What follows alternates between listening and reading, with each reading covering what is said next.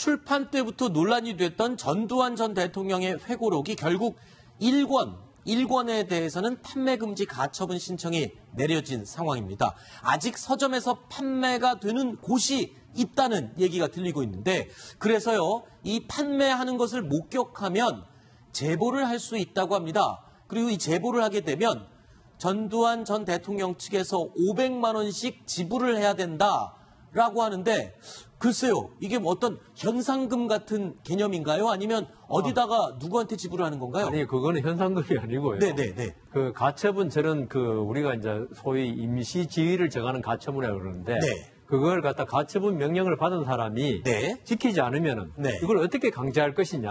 네. 그래서 돈으로 아하. 이걸 안 지키면 하루에 500만 원씩 이 채권자들 있지 않습니까? 네. 채권자 신청인들. 네. 이 5.18 대책위원회인가요? 네네네. 거기다 지급하라는 거죠. 제보하는 사람이 받는 건 아니죠? 예, 그거는 아니죠. 네네, 아니죠. 알겠습니다. 책을 판매하는 사람도 사실은 벌금을 안 묻니다. 아, 그래요? 네, 그러니까 책을 판매하는 장면을 목격해서 그 증거를 신고하게 되면 네. 출판사가 네. 결국은 500만 원을 5.18 재단이나 5.18 신고한 분들한테 5.18에 이 고소를 한 네. 당사분들한테 돈을 지급하도록 그렇게 되어 있습니다. 지금. 자, 일단 판매 금지 가처분 신청이 내려진 전두환 전 대통령의 회고록 1권. 어떤 내용이 문제가 돼서 지금 이런 조치가 내려진 거였죠? 한번 다시 예. 짚어보겠습니다. 전체적으로 여러 가지가 있는데요. 그중에 네. 대표적으로 지금 이제 1권에 있는 곳이 첫 번째는 전두환 전 대통령이 5.18에 전혀 관여하지 않았다. 이게 네. 이제 27쪽에 있는 거고.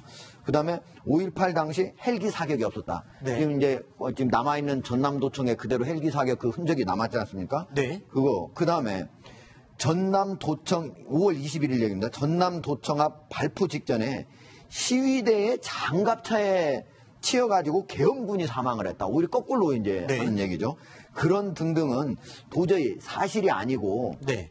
검찰 그동안에 쭉 조사에서도 한 번도 나온 것이 아니기 때문에 전두환 씨의 일방적인 그런 주장이어서 이건 인정할 수 없기 때문에 이런 것들이 그렇군요. 그대로 들어있는 책은 팔릴 수 없다는 겁니다. 이 지금 자서전이 3권 한 세트로 한 질로 되어 있는데 1권을 판매할 수 없게 되면 2권 3권만 파는 건가요? 그러면 이게 판매가 되는 건가요? 이렇게 알이 빠진 상태로 2, 3권만 팔리는 거잖아요. 저도 3권 갖고 있긴 한데요. 네. 그 1권 없으면은 2권, 3권이 그렇죠. 연결이 잘 안 됩니다. 그렇죠. 러니까 아마 1권 빠지고 나면 2권, 3권만 따로 보려고 하는 분이 있기는 좀 일반 독자 중에서는 어려울 것 같습니다. 아, 그리고 또 이 소식이 전해지면서 전두환 전 대통령 일가의 재산 환수에 박차를 가하고 있다라는 얘기가 들리고 있습니다. 이 책 판매에 따른 인세에 대해서 지금 추징금 압류 신청이 들어갔다고요?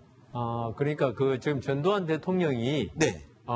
추징금 당한 게 2,205억 원입니다. 네네. 이 중에서 지금 전두환 대통령 일가가 지금까지 낸 추징금이 1,151억 5천만 원입니다. 네네. 그 나머지 아직 한 1,000억 가량 남았죠. 네. 여기에 대해서 검찰에서 여러 가지를 하고 있는데 그 중에 이게 회고록이 사실 인세가 그렇게 많지는 않을 겁니다. 특히 또 네. 이번에 이런 그 판매 금지를 당해서 인세는 많지 않지만 그렇다 하더라도 인세가 발생하면은 네. 전두환 대통령이 출판사에 청구할 수 있는 채권이 생기는 거 아닙니까? 인세 채권이.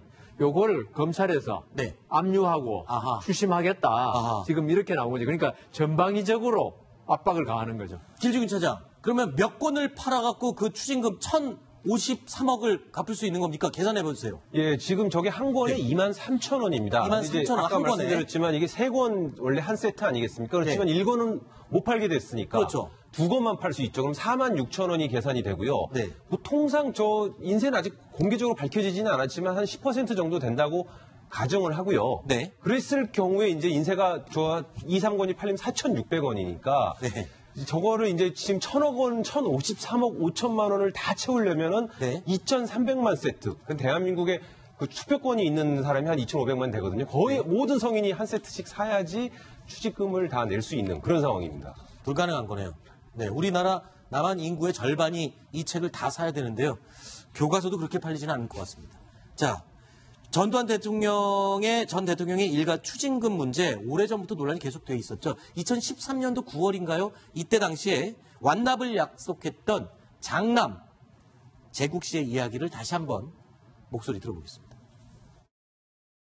추징금 상시 문제와 관련하여 그간 국민 여러분께 심려를 끼쳐드린 데 대해 저희 가족 모두를 대표해서 머리 숙여 사죄드립니다. 앞으로 저희 가족 모두는 추징금 완납시까지 당국의 환수 절차가 순조롭게 마무리될 수 있도록 최대한 협력할 것이며 추가 조사에도 성실하게 임하겠습니다.